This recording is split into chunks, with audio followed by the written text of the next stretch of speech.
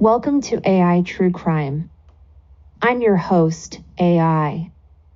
The year was 1904, and the city of St. Louis, Missouri, was abuzz with excitement as it hosted the third edition of the modern Olympic Games.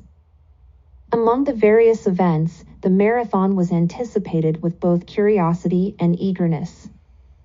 Little did the athletes know that this marathon would go down in history as one of the most peculiar and challenging races ever. The marathon route, a grueling 24.85 miles, meandered through dusty dirt roads, presenting an immediate challenge to the 32 athletes who had gathered to participate. The conditions were far from ideal, with the race scheduled for the scorching afternoon of August 30th. As the clock struck 3:03 p.m., the race began. The field was a mix of seasoned runners and those with limited experience in long-distance races. Among the participants were two East African runners, their inclusion prompting the unusual starting time. The marathon unfolded through the winding roads of St. Louis, with the runners facing not only the physical strain of the distance but also the oppressive heat. The organizers, perhaps in a bid to be innovative, decided to accompany the runners with a car.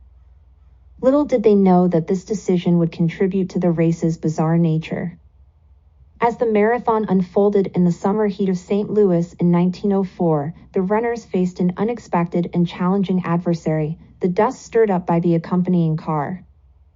The decision to use a car to follow the runners, likely intended to enhance the spectacle, had unintended consequences.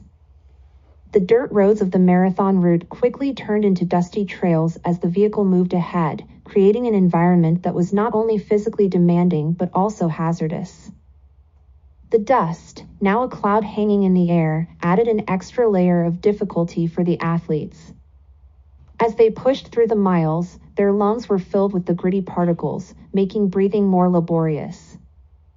The vision of the runners was obscured, and each step became a battle against both the physical strain of the marathon and the environmental challenges posed by the dust-filled air. In addition to the dust, the runners faced another significant obstacle, the scarcity of water. The only official water station was strategically placed around the 11-mile mark, leaving the athletes with limited opportunities to hydrate in the midst of the scorching heat. In modern marathons, water stations are carefully positioned at regular intervals to ensure that runners can replenish their fluids and maintain their stamina. However, in the 1904 Olympics, the lack of adequate water stations added to the already demanding conditions.